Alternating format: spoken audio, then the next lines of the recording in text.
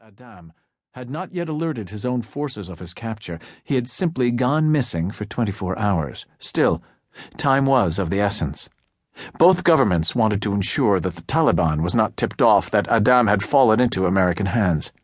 Therefore, no American military assets or forces were being used in the transfer operation, except a certain CIA paramilitary operations officer named Maxwell Stephen Moore.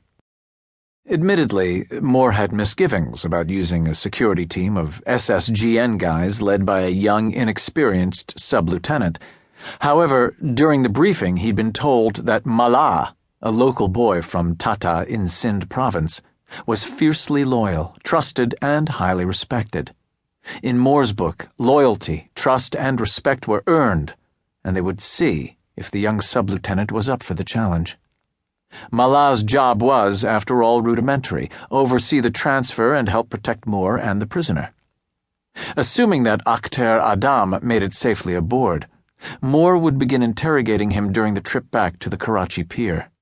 For his part, Moore would use that time to determine if the commander was indeed an HVT, worthy of serious CIA attention, or somebody to leave behind for the Pakistanis to play with. Forward of the port beam, the blackness was pierced by 3 quick white flashes from the Tertian Mouth lighthouse guarding the entrance to the Indus River. The sequence repeated every 20 seconds.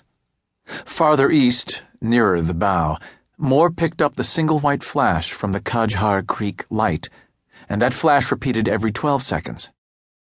The sealed beam revolving beacon of the often disputed Kajhar Creek, aka the Sur Creek light, was situated on the Pakistan-India border. Moore had taken special note of the lighthouse names, locations, and their identifying flash sequences from the navigational charts rolled out during the briefing. Old SEAL habits died hard. With moonset at 0220 and 50% cloud cover, he anticipated pitch-black conditions for the 0300 rendezvous. The Indians were running at darkened ship, too. In a pinch, the Tertian Mouth and Kajhar Creek lighthouses would keep him oriented. Lieutenant Kayani held true to his word. They reached Point Foxtrot at 0250 hours, and Moore shifted around the pilot house to the only available night vision scope mounted on the port side. Kayani was already there, manning the scope. Meanwhile, Mallah and his team waited on the main deck, midships, to haul the prisoner across once the Indian vessel came alongside. Kayani backed away from the night scope and offered it to Moore. Despite the gathering clouds, starlight provided sufficient photons to bathe the Indian Pauk-class patrol boat in a green, eerie twilight, bright enough to expose the numerals 36 painted on her hull. Approaching bows on, at twice the weight of the Kuwait, the 500-ton Agrai carried 8 Grail surface-to-air missiles and dual RBU 1200 ASW rocket launchers up on her bow. Each 10-tube system was capable of deploying decoys and ASW rockets for surface-to-surface and anti-submarine warfare operations. The Kuwait felt diminutive in her presence.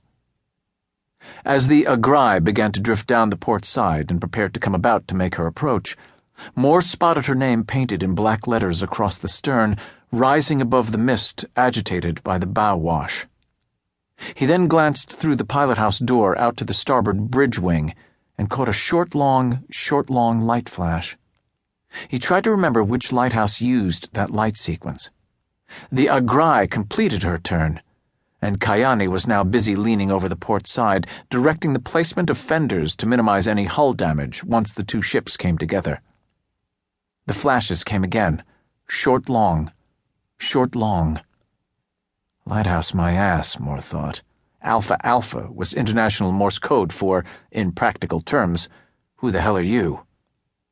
A chill spiked up Moore's spine. Lieutenant, we're getting an Alpha Alpha on the starboard side. We're being challenged. Kayani charged across the pilot house to the starboard wing, and Moore hustled up behind him. How many times had they already been challenged? They were in Pakistan territorial waters. What were Pakistan's rules of engagement?